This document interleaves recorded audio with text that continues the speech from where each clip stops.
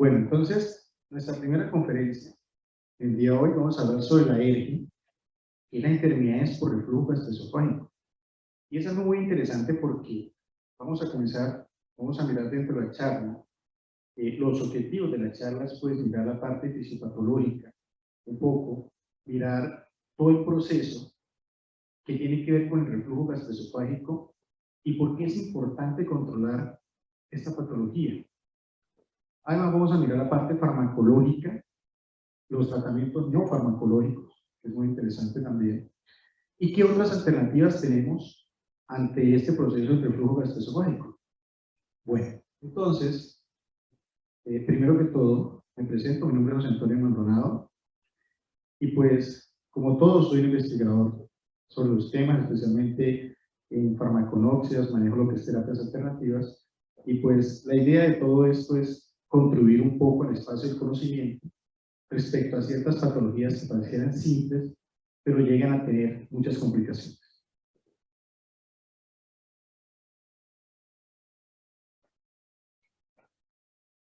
Bueno, primero que todo vamos a mirar qué quiere decir enfermedad por reflujo gastroesofágico.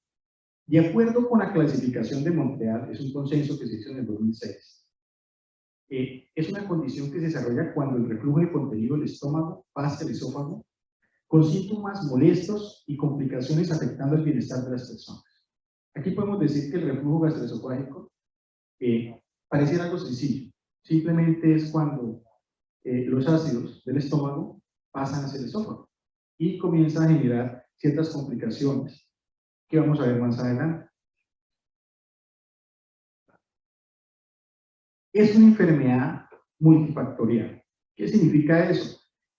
Que está involucrada muchos síntomas y algunos órganos adicionales diferentes a la parte del sistema digestivo. Entre ellos, ¿cuál tenemos? Prácticamente podemos decir que esta enfermedad va hacia la vía respiratoria superior, la VAX, y puede generar algunas complicaciones, enfermedades residuantes y crónicas, y la mayoría de pacientes presentan síntomas discontinuos con muy poca respuesta a los tratamientos convencionales. Es algo muy interesante. Vamos a mirar cómo esto va dirigido hacia la parte de los reagentes de farmacia, la parte farmacológica. Pues quisimos poner la parte del cual hace el manejo del reflujo gastroesofágico, que es un objetivo de la charla.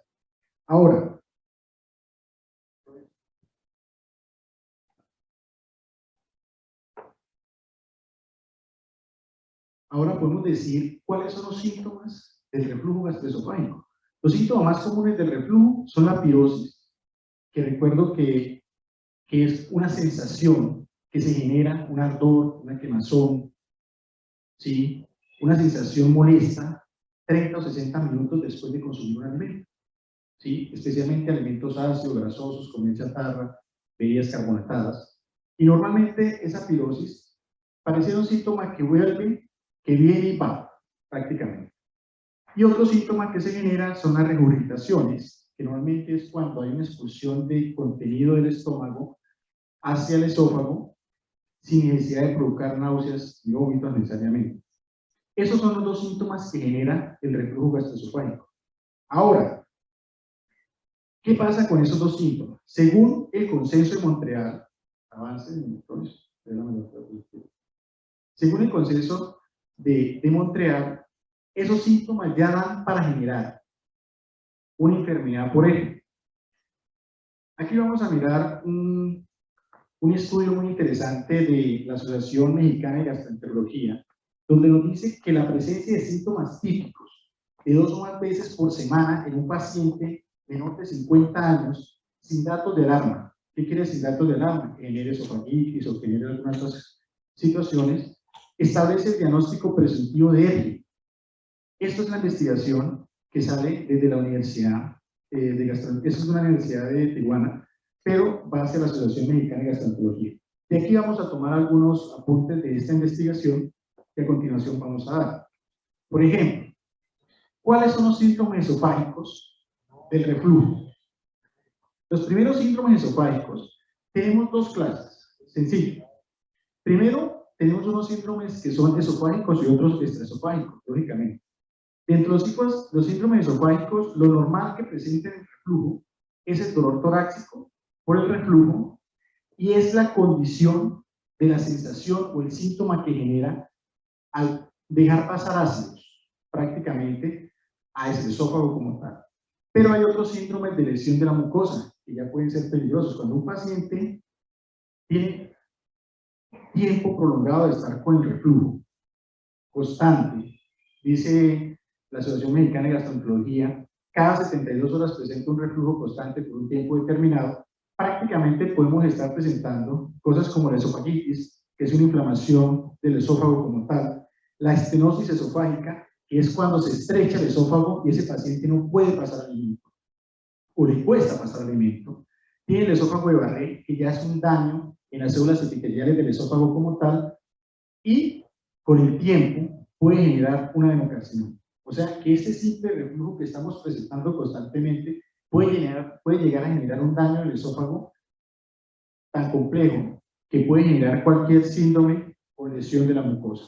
Pero hay otros síntomas extraesofágicos que también es muy importante analizar. Si quiere eso. ¿Cuáles son los síndromes extraesofágicos? Son aquellas asociaciones que establecen, esto lo establecieron en el Consenso de Montreal en el 2006, y nos dice esos pacientes que tienen estos síntomas y que no encuentran una raíz del asunto. O sea, ¿por qué siempre tengo una tos y no he sospechado que tengo un reflujo, por ejemplo? Entonces, estas asociaciones establecidas nos dice que esto ya está estudiado y nos dice que la tos por reflujo es constante en ese paciente, o en algunos pacientes, que puede generar la laringitis por reflujo, ese paciente que a toda hora está haciendo con la garganta, cuando se levanta o a cuestiones del día, eso es una laringitis por reflujo, que se quedó difónico un momento a otro, es una laringitis por reflujo. El asma por reflujo, aquellos pacientes asmáticos que tienen reflujo gastroesofágico, lo más probable es que comiencen a generar visitas rápidas porque ya tienes ataques de asma más frecuentes y es debido al reflujo. Erosiones dentales ocasionadas por el reflujo, quiere decir que hay periodontitis, inflamación de las encías y eso que puede generar reflujo. Hay unas asociaciones de los síndromes extraesofágicos que son asociaciones propuestas, que esto es muy interesante. ¿Por qué? Porque comenzaron a hacer estudios y dijeron, estos pacientes al momento de presentar reflujo, un paciente con reflujo puede presentar cualquiera de estas patologías que antes no se conocía y no se sabía que se presentaban por el reflujo. Una faringitis, sinusitis, aquellos pacientes con problemas de sinusitis crónica, miremos si tienen reflujo. Fibrosis pulmonar idiopática. Idiopática quiere decir que no tiene como algo establecido donde aparece. Y la fibrosis pulmonar, acuérdense que son cicatrizaciones pulmonares que van deteriorando el funcionamiento del pulmón y el paciente va quedando con disnea, con fatiga hasta llegar a un momento donde puede ser muy complejo. Y otitis media recurrente. Esa inflamación, especialmente en niños que presentan inflamaciones de la parte del oído medio. Esos son las asociaciones que puede presentar el síndrome esofágico. Mire, comenzamos con un simple reflujo y ya estamos mirando que nos pueden generar patologías que pueden ser muy complejas y muy molestas para cualquier individuo que las presente. Ahora, ¿cuál es la fisiopatología levemente? Vamos a ver una fisiopatología muy sencilla de cómo se genera el reflujo gastroesofágico. Primero que todo, ahí interviene, prácticamente está hablando que es una enfermedad multifactorial, la ERG. Entonces se interviene el esfínter esofágico inferior, está señalado aquí, bueno, ahí podemos ver que dice el esfínter esofágico inferior, en esa parte, y tiene un proceso, y es que el esfínter esofágico comienza a tener relajaciones continuas y deja que pase el reflujo o la cantidad de ácido que hay en el estómago. Ese ácido que contiene ese ácido clorhídrico, pexina, contiene enzimas y sales biliares. Y depende de la cantidad de ese ácido, pues también viene el daño en la mucosa del esófago, que realmente no está preparada para recibir esa cantidad de ácido. Esa mucosa es muy delicada, muy sensible por sí.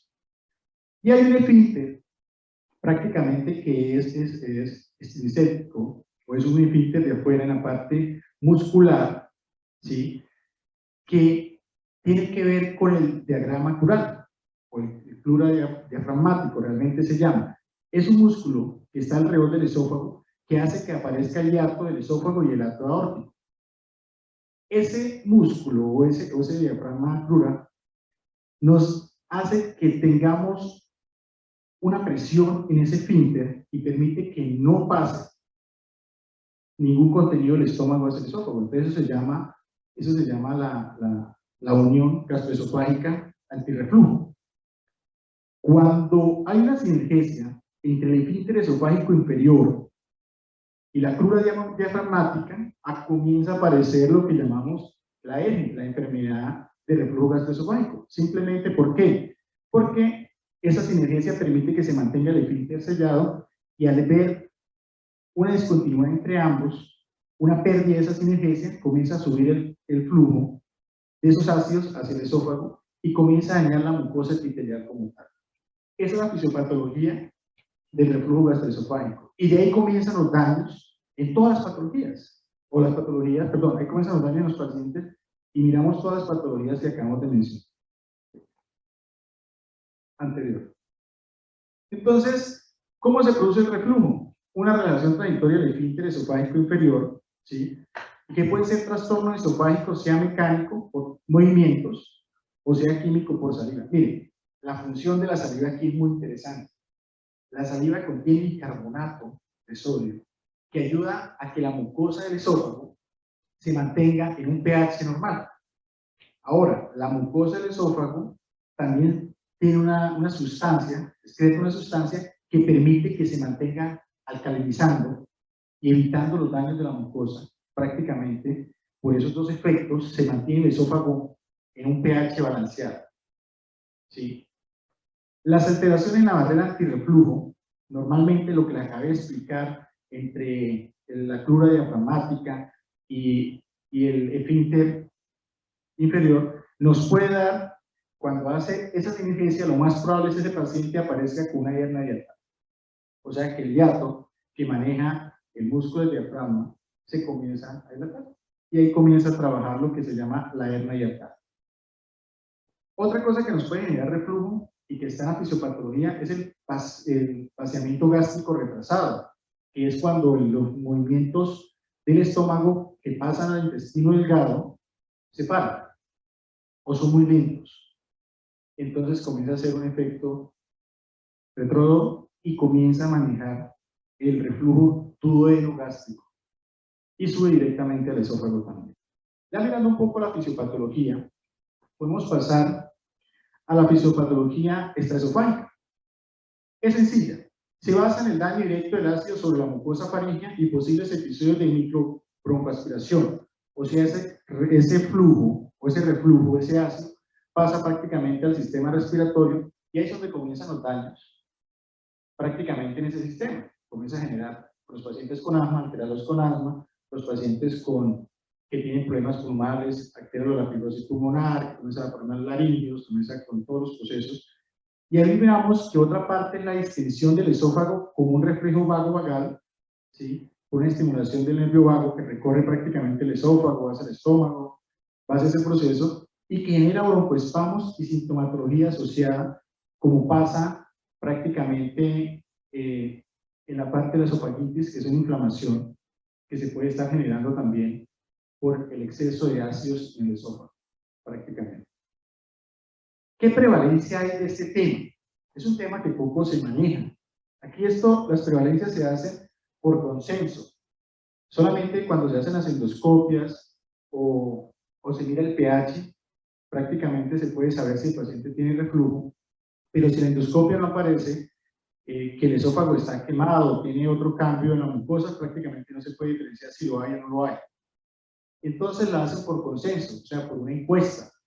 Y aquí miramos que en Europa y en América del Norte, entre el 10 y 20% de las personas sufren de reflujo. En países latinoamericanos, la prevalencia estimada de síntomas con pirosis y regurgitación está entre 11.9 y 31.3%. En Asia, no sé si es por la alimentación o por los cuidados que tienen, que es muy diferente a esta parte, solo manejan el 2.5% y el 6.7%. Ahora, ¿cómo está Colombia ante este proceso? La siguiente diapositiva. Pues en un estudio de corte transversal a base poblacional realizado por el doctor David Hernández y colaboradores a 6.842 personas en las principales ciudades de Colombia, lo que fue Bogotá, Cali, Medellín y Barranquilla, dio como resultado que la prevalencia estimada de síntomas de reflujo en general fue el 11.98%, un promedio muy cercano a los demás países de Latinoamérica. O sea, aquí de cada 100 personas, o de cada 100 colombianos, 12 están presentando reflujo gastroesofágico. Pues de ahí nos tocaría mirar por el consenso cuántos de esos están pasando a otra patología o a la ERGE realmente, una enfermedad producida por reflujo gastroesofágico. Por este momento, estos son los datos que hay y es el estudio más completo que hay aquí en Colombia sobre ese proceso como tal. Y creo que lo hicieron en el 2000, perdón, en el 18, 19, por ahí en esa parte. Ahora, ¿cuáles son los factores de riesgo para presentar reflujo gastroesofágico? Primero que todo, la masa corporal. Está comprobado que los pacientes que tienen un índice de masa alto, por las presiones que se generan dentro del esófago y el estómago, pueden generar reflujo gastroesofágico. Antecedentes familiares, lógicamente. El consumo de alcohol excesivo puede generar reflujo gastroesofágico. Medicamentos como la Alzheimer, entre otros medicamentos, pueden producir reflujo gastroesofágico. Alimentos como el café, el chocolate, las comidas grasosas, adicionalmente las bebidas carbonatadas, están presentando reflujo gastroesofágico. Y parece ser que la alimentación, todos estos factores cumplen un promedio de colombianos alto. O sea que nuestra población puede estar sufriendo en parte de reflujo gastroesofágico como tal. Siguiente. Pero para eso existen dos clases de tratamiento. Vamos a hablar de los convencionales primero que todo, y después miramos de un tratamiento más alternativo. Desde el tratamiento no farmacológico convencional, que se utiliza en todos los estilos de vida, podemos mirar que las modificaciones del estilo de vida y las recomendaciones dietéticas van dependiendo de cada paciente y su evidencia se muestra qué es recomendable para ese paciente. Mire, nosotros desde la parte alternativa, nosotros siempre tendemos a individualizar el paciente. No todos los pacientes responden a los mismos tratamientos, ni todos los pacientes presentan los mismos síntomas, y ni todos los pacientes son sensibles o hipersensibles a los procesos de la nutrición. Entonces depende mucho del paciente y tiene un marco muy diferencial, prácticamente. Entonces, si decimos, esto es como lo más, o lo que se ha demostrado en evidencia científica, que puede generar que un paciente comience a generar reflujo gastroesofágico, y si lo tiene, es el tratamiento inicial que se maneja. Bajar de peso en sujetos con sobrepeso y obesidad, no fumar, elevar la cabecera de la cama, dormir en decúbito lateral izquierdo, no derecho, con la posición del estómago. Evitar la ingesta de alimentos de forma abundante al menos 2 horas antes de acostarse en la noche, en especial si el sujeto presenta síntomas nocturnos. Adicionalmente, estos alimentos, como las comidas condimentadas, las frutas cítricas, alimentos de altos contenidos en grasa, cafeína y bebidas carbonatadas, está comprobado que produce reflujo gastroesofágico. ¿Sí? Entonces, eso es lo principal que tenemos que hacer. Y el tratamiento farmacológico que hay actualmente, ¿no? Los medicamentos utilizados en el manejo de la ERGE son los antiácidos, han utilizado sucralfato, aunque este no tiene evidencia científica, antagonistas de receptores de la histamina H2, hace poco sacaron la ranitidina, pero sigue la famotidina por ahí, los procinéticos, que estamos hablando de la metoclopramida, y los inhibidores de la bomba de protones, que son normalmente el omeprazol, lansoprazol, el esomeprazol, y hay uno que llama del lansoprazol, que es uno que creo que no está en el país todavía, pero que también están utilizando para ese proceso. Pero ¿qué pasa con estos medicamentos en el tratamiento farmacológico? Los antiácidos se recomiendan únicamente en alivio sintomático, no son cicatrizantes de las erosiones. Los antagonistas de los receptores de la histamina H2 no son tratamiento de primera línea y solamente se manejan como auxiliares en el manejo con los inhibidores de la bomba de protones. Su utilización tiene que ser en periodos cortos porque produce algunos síntomas o unas reacciones adversas que realmente no deberían presentarse. Después de 7 días también se puede producir taquifilaxia. ¿Qué es eso? Ya el cuerpo no responde al medicamento. O sea, se lo toma y el medicamento ya no hace la función. Eso es lo que quiere decir taquifilaxia. con los sectores de lo que estamos hablando de los sectores de la histamina H2. En el caso del sucralfato no existe evidencia científica, no sé por qué lo envían, pero bueno, he visto pacientes que envían sucralfato y nunca les va a funcionar, lógicamente. El uso de los procinéticos indican, eso estamos hablando de la metoclopramida, por ejemplo, se indican alteraciones en el vacío gástrico y se puede emplear en combinaciones con los inhibidores de la bomba de protones, pero se debe considerar efectos secundarios como la hiperprolactidemia, la disquinesia tardía, que son movimientos involuntarios en los pacientes, diarrea y cefalea. Estos síntomas en pacientes están más o menos ubicados entre el 2% y el 10% de los pacientes que toman estos tratamientos. O sea, siempre es una incidencia alta en ese proceso común. Ahora, los medicamentos que más se utilizan en el tratamiento farmacológico son respecto a los inhibidores de la bomba de protones, que son el omeprazol, el lansoprazol, el rabeprazol, el pantoprazol y el omeprazol. Son medicamentos de primera elección en el tratamiento de la hernia. Genera un mayor alivio y los porcentajes de cicatrización son notables. Esta clase de medicamentos deben ser ingeridos al menos 30 minutos antes del desayuno y actualmente se encuentran algunos de acción retardada como es el deslansoprazol. Pero ¿qué pasa con el consumo habitual de estos medicamentos? Genera efectos secundarios como las náuseas, diarreas, dolor de cabeza, insomnio, anafilaxia, y a largo plazo se ha descrito efectos como osteoporosis, deficiencia vitamínica, pólipos hiperplásticos. O sea, hay un estudio con omeprazol que puede generar problemas de malignidad en las células del estómago. Interacciones con otros medicamentos como el clopidogrel, y hace algo muy interesante. Hace que haga aumento de poblaciones bacterianas con infecciones de Clostridium difficile. Entonces, ¿qué pasa con esto? Estos medicamentos sí, son de elección primaria, pero tienen efectos secundarios entre el 10%, entre el 2 y el 10% de los pacientes que los consumen. Ahora, mientras los consumen, puede que baje el reflujo gastroesofágico y las enfermedades disminuyan, pero hay pacientes que llevan 10 años tomando omeprazol. Imagínense los efectos secundarios y los efectos de la mucosa epitelial respecto a inhibir la bomba de protones todo el tiempo, que es un proceso irreversible. Esos pacientes ya tienen que tener un daño más por el medicamento que ni por la misma patología como tal. ¿Existe otra alternativa complementaria para el manejo de la alergia? Sí existe otra alternativa complementaria. Y aquí les voy a hablar ya no tanto de la patología, sino de una solución que hemos estudiado en evidencia científica, y es sobre este laboratorio que se llama Gene Alter Pharma Lab. Es un laboratorio que nace en la Universidad Industrial de Santander y lo hacemos con investigación propia durante 4 años, y comenzamos a estudiar un medicamento.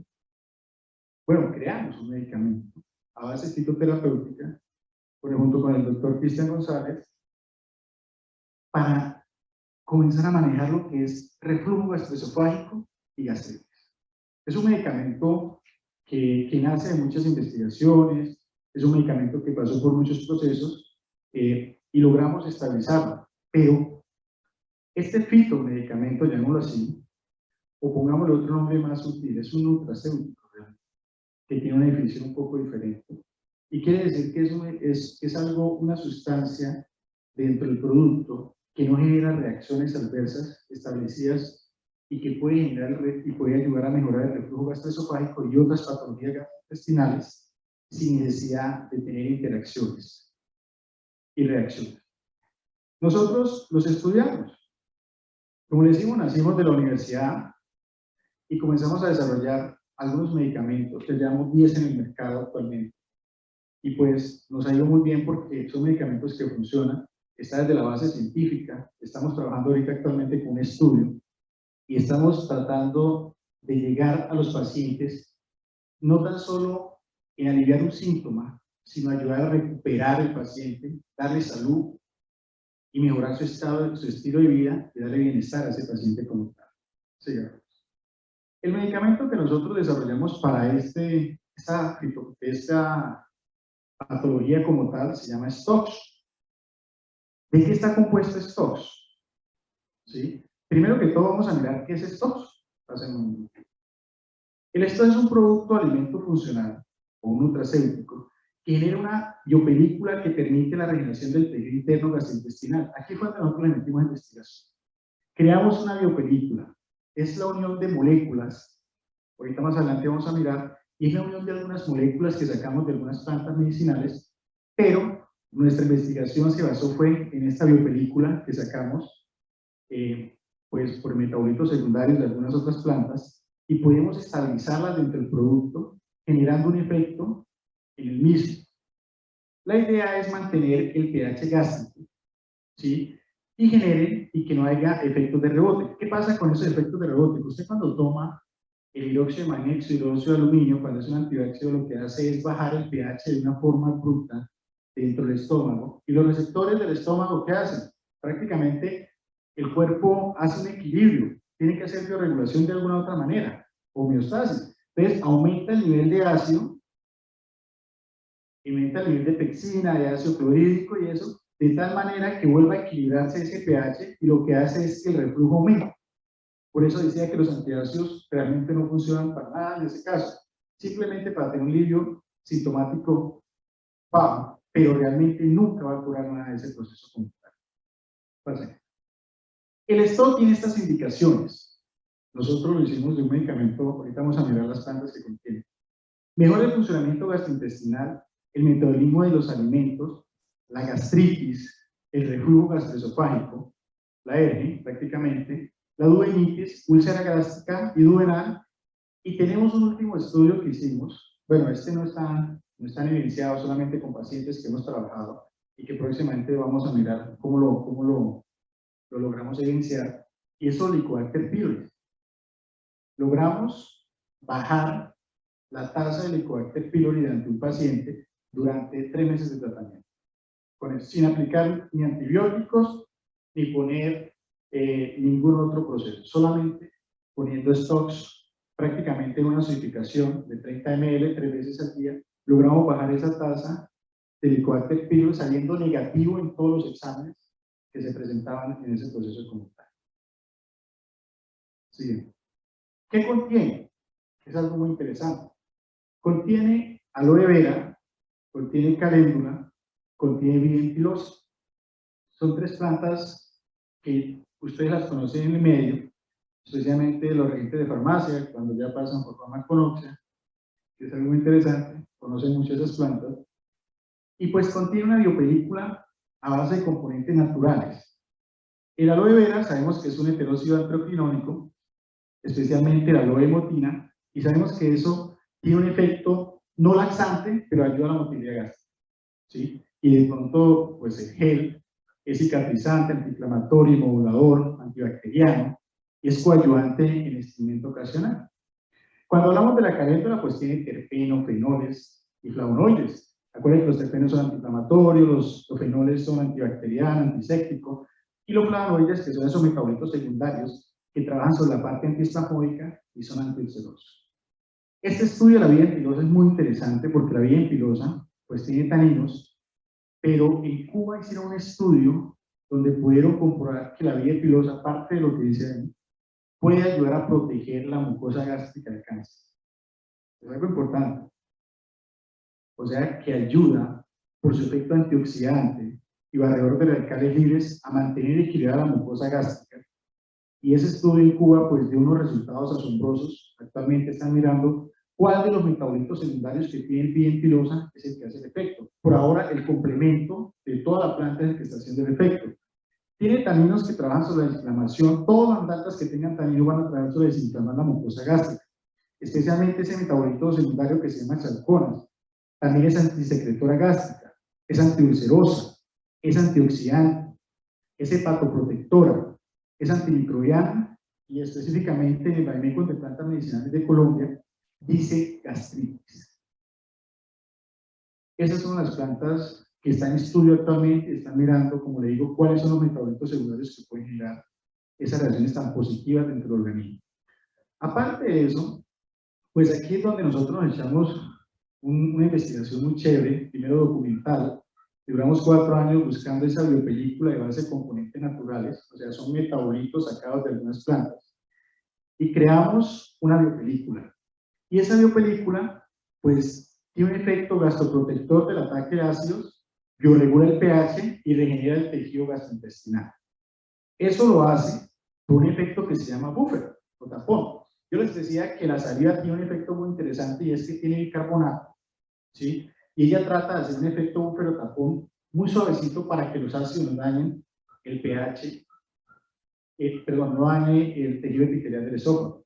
Pues esta biopelícula lo que hace es hacer un gran efecto buffer o tapón, recubriendo toda la mucosa y ayudando a que se cicatrice tanto el esófago como el estómago, como el duodeno y el colon, prácticamente, y así hacer una regeneración a gran escala de esa mucosa epitelial, sin hacer efectos de cicatrización para evitar, por ejemplo, el esófago de barrera, ¿no? ¿Qué otros compuestos tiene? Pues tiene carbonato de calcio, el carbonato de sodio, y, pues lógicamente, como todos los productos actualmente, vienen con stevia para evitar, pues, que hayan problemas con pacientes diabéticos comunitarios. ¿Cuáles son los principios activos y finalmente cuál es la evidencia actual de ese proceso? Ya los había dicho, antisecretor gástrico, antiulcerosa, actividad relajante, es antioxidante, captura radicales libres, antiinflamatoria, antialérgica por efecto de la vía entilosa, y según estudios de las plantas mostradas, hace que se radique el Helicobacter pylori, aquella bacteria, bueno, que va a ser lo que es tan mencionado en los cánceres de estómago. La biopelícula es protectora a los ataques de jugo gástrico, coayudando rápidamente en la regulación de los tejidos gástricos, así mismo genera la regulación del pH y hace el efecto buffer o tapón, manteniendo los niveles fisiológicos normales. Esa es la función del STOX, que nos va a servir para manejar tanto el reflujo gástrico como la gastritis, para también pacientes que tienen úlcera gástrica, úlcera duodenal, problemas de colon irritable, colitis. También ayuda al movimiento de la motilidad gástrica y es un medicamento, como le digo, investigado, es propio. No es un medicamento que produzca es un fitomedicamento o un nutracéutico que no tiene efectos secundarios de ser que usted sea alérgica a planta, a las que están ahí. ¿Sí? Porque tampoco vamos a decir que al 100% nadie puede generar una reacción a tal medicamento. Ahorita al final, pues si tienen algunas preguntas, las podemos contestar. Sigamos por ahí. Ahora, ¿cuál es la efectividad? La efectividad es excelente y muy rápida, o sea, la efectividad es ya. Usted se toma el medicamento y enseguida va a sentir el efecto, porque la idea o lo que le apostamos nosotros es que sea efectivo en ese momento en el que usted lo tome. Desde la primera dosis se genera rápido alivio y revisiones de síntomas. Evidencia de uso de pacientes crónicos, ¿sí? En algún lugar Cristian González, el doctor químico, nos ayudó a hacer una investigación. Bueno, esto fue por fuera con pacientes de SEA de estómago que no podían ingerir los alimentos después de la quimio o la radio, y evidenciando que cuando se pone un producto hacia la protección gástrica, la recuperación rápida, y el paciente rápidamente podía volver a restablecer su alimentación respecto al producto. También se evidenció el efecto en el Helicobacter pylori, y pues esa fue nuestra primera investigación y el producto estrella que hemos sacado de Genial Pharma Lab. ¿Cómo tomar el STOX? Lo pueden tomar niños desde 4 años en adelante. ¿Por qué? Porque es un nutracéutico. Lo hicimos de una seguridad de tal manera que ninguno de los pacientes tenga impedimento para tomarlo. Tomar entre 15 y 30 ml después de los alimentos, se puede tomar entre 1 y 4 dosis al día y según las recomendaciones de su médico, del tecnólogo, del farmacéutico o de la persona que esté asegurando ese proceso comunitario. ¿Sí? De niños de 4 a 11 años podemos tomar entre 10 y 15 ml una hora antes o después de los alimentos. Algo muy importante de este medicamento, este fitomedicamento, este nutracéutico, perdón, es que tiene que tomarse lejos de los alimentos y de los medicamentos que consumen habitualmente. ¿Por qué? Porque como genera una capa protectora para hacer regeneración, una hora antes por lo menos necesitamos para que el estómago en ese momento no va a pasar absorciones de medicamentos. Cuando son medicamentos que manejan nano o microdosis, como por ejemplo la levotiroxina, un ejemplo, no va a poder absorberse. Entonces, ese medicamento se tendría que tomar 2 horas después del STOX, ¿sí? Para que pueda llegar a tener una buena absorción. ¿sí? Porque esto le va a bloquear esa situación, porque le está haciendo una biopelícula regeneradora que va a ayudar a que el tejido epitelial tenga una recuperación rápida de ese proceso. ¿Cómo conservarlo? Prácticamente se puede mantener 45 días en refrigeración. Solamente le podemos decir que suspender en caso de alergia, aunque hasta el momento, en 4 años de investigación que tenemos, nunca ha presentado ninguna reacción adversa al medicamento, ningunos procesos. Y pues lógicamente nosotros hemos trabajado y tenemos un registro sanitario en Lima de este medicamento para el que quiera consumir, manejarlo, mirar otra alternativa diferente ante el reflujo, ante la gastritis, ante las úlceras gástricas, ante su colon, pues le recomendamos prácticamente el uso de ese medicamento como tal. Bueno, y pues, por último, me queda decirles lo siguiente. No, ninguna fisiopatología, bueno, ningún efecto en el organismo se tiene que pasar por alto. Todo síntoma puede llegar a tener una enfermedad. En pocas palabras, vamos a hablar un poquito aquí como bajo de técnica. Una grieta puede generarle a usted una sinusitis, prácticamente según lo que vimos.